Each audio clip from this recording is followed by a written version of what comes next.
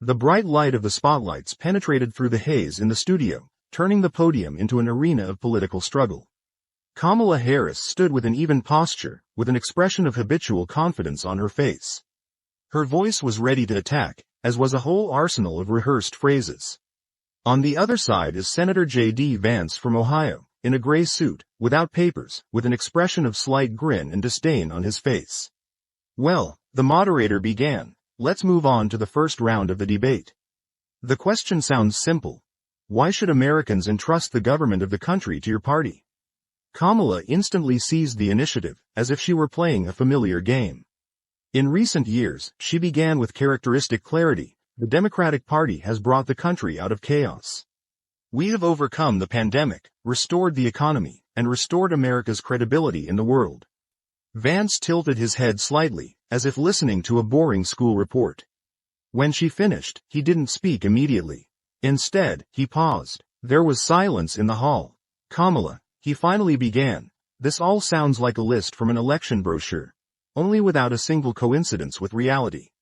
Laughter rang out first from the audience, then a slight awkwardness was felt on the air. Kamala frowned, but Vance didn't stop. Are you saying that you have restored the economy? He continued. Inflation has eaten up half of the savings of the middle class. Small businesses are barely breathing. The prices of gasoline, food, and housing have all skyrocketed. And all this is under the leadership of your administration. And if you didn't know about it, then maybe it was worth at least. He paused, reading a couple of books before taking over the leadership of an entire country. The hum in the hall grew louder. Kamala tried to get in a word, but Vance interrupted her with a grin. You ran for president in 2020, right? Do you remember how quickly your campaign ended? Even your own party didn't want to listen to you for more than 2 weeks.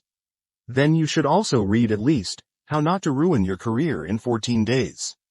Kamala smiled tightly, but her eyes were flashing. I respect the choice of the voters in our democracy, she began again. Yeah, Vance interrupted, and that's why you were appointed, not elected. You are a symbol of the Biden administration's attempt to redeem itself. For everything. For skin color, for gender, for age, but certainly not for competence. Your place in history is not as a leader, but as a poorly executed PR move. Kamala took a deep breath, as if trying to contain her irritation. She glanced briefly at the moderator, then back at Vance. Senator Vance, she began, deliberately softly, you can use cheap tricks to humiliate a woman on the national stage as much as you want. But Americans are not stupid. They see who is working for them, and who is just looking for a place to make jokes on television. Vance nodded, paused, and replied with the same cold politeness.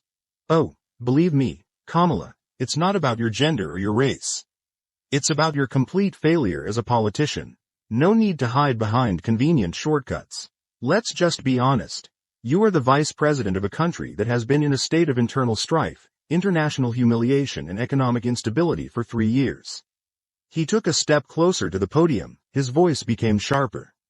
Remember who was appointed the head of the border problem? You. Where is the result? 1.5 million illegal immigrants a year. Fentanyl crossing the border is killing our children. And do you know what you did? You visited a couple of photogenic places and called it work. You haven't even reached the real border yet. You were interested in the camera, not the crisis. Kamala tried to protest, but was interrupted again. If you were running a private company, you would be fired in a month. And they keep keeping you in the White House just because Biden can't admit his biggest mistake. An oppressive silence hung in the hall. Even the moderator, who was used to heated debates, looked tense. Vance turned to the audience. The 2020 election. Kamala Harris scored less than 2%. Less than 2. And then suddenly she was on the list for the post of vice president. Why? Because someone at Biden's headquarters decided that the country needed not a leader, but a symbol. A symbol of progress, which, alas, has no substance. Do you believe that yourself, Madam Vice President? Kamala crossed her arms, her lips pursed. It was obvious that she was barely holding back her anger. I am the daughter of immigrants. I've been fighting for justice since the beginning of my career. And every step you took was accompanied by disaster, Vance interrupted. Your experience as a prosecutor? Mass incarceration for minor offenses, double standards and outright politicization of the system. What is your experience as a senator? Mostly emptiness and loud statements. And the vice president, well, the whole country sees it. He grinned and leaned a little closer to the microphone. America doesn't need symbols. America needs leaders. Maybe it's time to take a vacation after all and finally read the very book that you've been putting off. For example, The State, Plato's book, is about what power should look like. Or at least, politics for dummies. To start with, it's simple. The audience burst into laughter, albeit with a hint of shock. The moderator raised his hand as if to intervene, but Kamala had already stepped forward. There was steel in her voice. "You can keep bullying me, Senator Vance," she said, looking him straight in the eye. "But unlike you, I did not get to power through a bestseller about a poor childhood. I've been building a career for decades. I know what it means to be a woman in a man's world, and I know how to win when someone puts a stick in your wheel." "Win?" Vance interrupted her and laughed. "Kamala, you lost your own primaries. Your victories are a mirage. The path to the White House was paved not by voters, but by consultants with PowerPoint presentations. You were chosen not for achievements, but for convenience." He took a step closer to the podium, and his voice became more personal. "Are you saying that you don't need books because you have experience? Then explain to me. What kind of experience allows you to laugh on TV when it comes to dead soldiers? Or get confused about the numbers at press conferences, not knowing the difference between percentages and absolute values?" Someone in the audience gasped. Kamala narrowed her eyes. But Vance didn't stop. "I read that you were once called a woman who laughs when she should be crying. And it sounds like the title of a psychological analysis, not a description of the future president. Do you really think that this style of leadership inspires people?" He straightened up and spoke more softly, but clearly. "Kamala, I understand it's hard for you.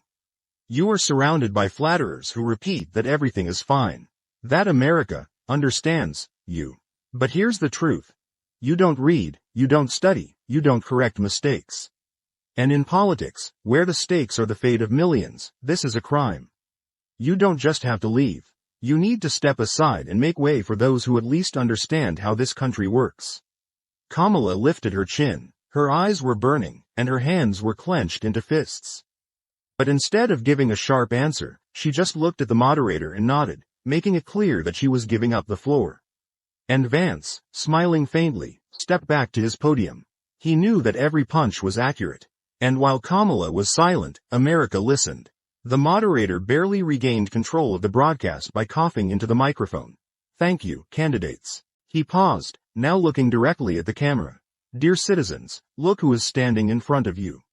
A man who can't articulate a single achievement clearly. Not a single one. All she has are the positions she was appointed to.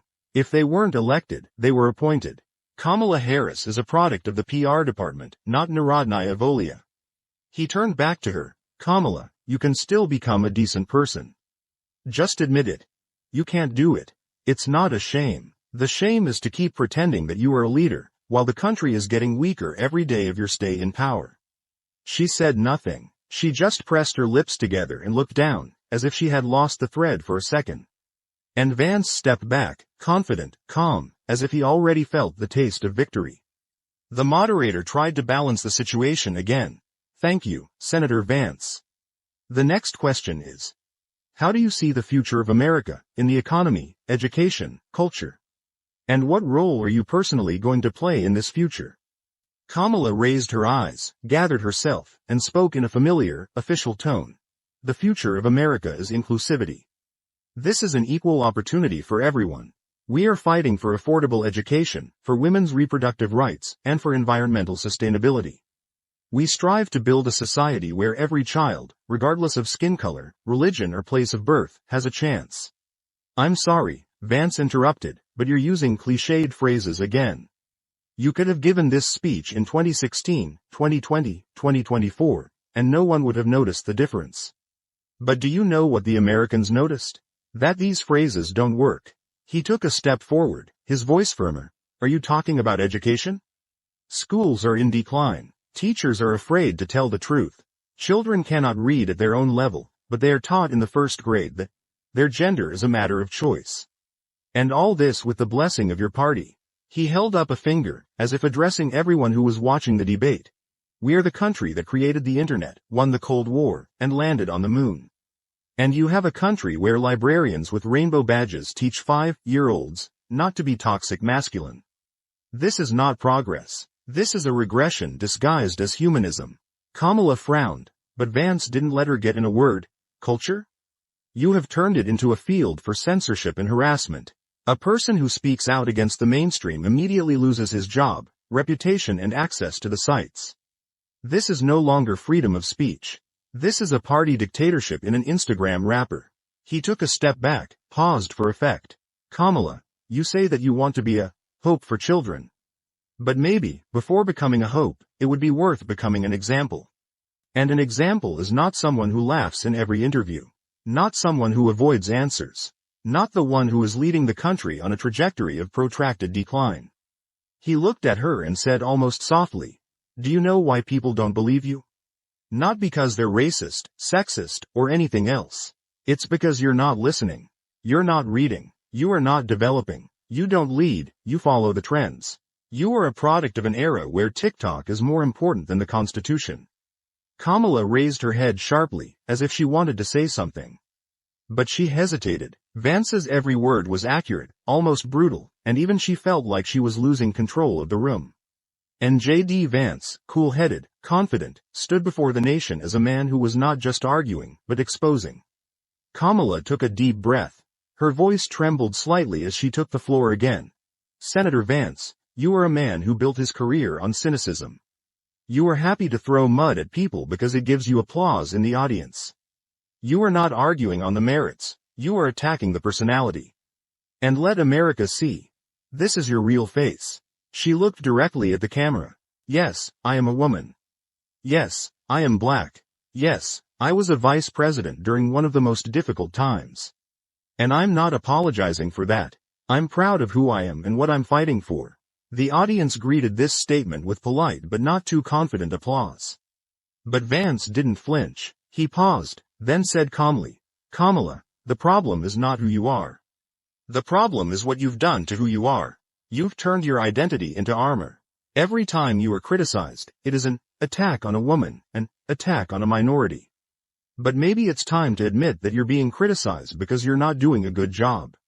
He spoke slowly, clearly, as if leaving every word on the scales. "You are not a fighter. You are a manipulator. You use the struggles of others to cover up your lack of competence. You are not reading the Constitution. You are rewriting it under slogans. You are not defending freedoms. You are choosing who they should be given to." Vance took a step to the edge of the stage, as if addressing all the voters instead of Kamala. "I grew up in a poor family. I've seen hopes die in cities that the Democrats have forgotten. I've seen politicians like Kamala Harris come for a day, take photos, and disappear. And then, again according to the script, conversations about equality, about opportunities, about a new vision." He leaned a little closer to the microphone. "And here is my vision. America must return to common sense. To be held accountable, towards leadership based not on tweets and progressive dogmas, but on real deeds. On the books, yes, Kamala, you got it right.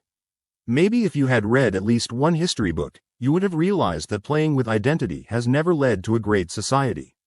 He glanced at her, and his voice became especially quiet, almost personal.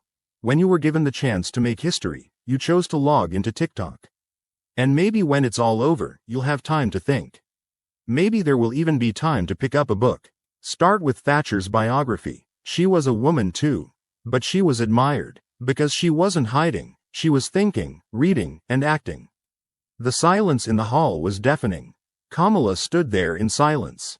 This time, it wasn't because she was interrupted, or because she was waiting for her turn. There was just nothing to say. Her face was frozen in a tight half-smile, but there was a void in her eyes. Not an annoyance, not rage, rather, it was defeat, the realization that the evening did not belong to her. The moderator nervously looked at his watch and muttered, "We have 1 minute left." Closing remarks, Senator Vance. J.D.Vance didn't delay. "Friends, I'm not perfect. I don't promise mountains of gold. But I promise, I will listen to you. I grew up around people like you. I know the value of work, duty, and family. I read, I study, I respect the country that gave me a chance. And I want every American to feel like they have this chance again. He looked into the audience, then straight into the camera. We have allowed hypocrites to rule the country for too long. People who care more about how they look than what they do. You saw everything for yourself today, and I hope that you will draw conclusions. Not by slogans, but in fact. He nodded, stepping back. The words sounded simple, but there was something in them that Kamala had been missing all evening: sincerity. The moderator turned to Kamala. Ms. Harris, a final word?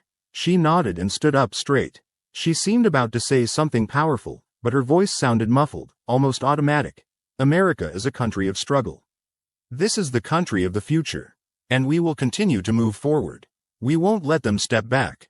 We will defend rights, progress, and hope. She stopped talking, and even though the sentence was over, her eyes seemed to beg, "Trust me for once." But the audience didn't react. There wasn't even the usual applause. A curtain. The cameras turn off. People in the audience rise, some nod, some exchange glances. But everyone has already understood the main thing. Kamala Harris didn't lose because Vance was rude, but because he was right. He didn't just blow up her arguments. He pointed out that there was nothing behind the facade. And America no longer wants to live in a facade. And that night, millions of people on the screens thought the same thing. Maybe we'll finally have someone who really understands what he's talking about.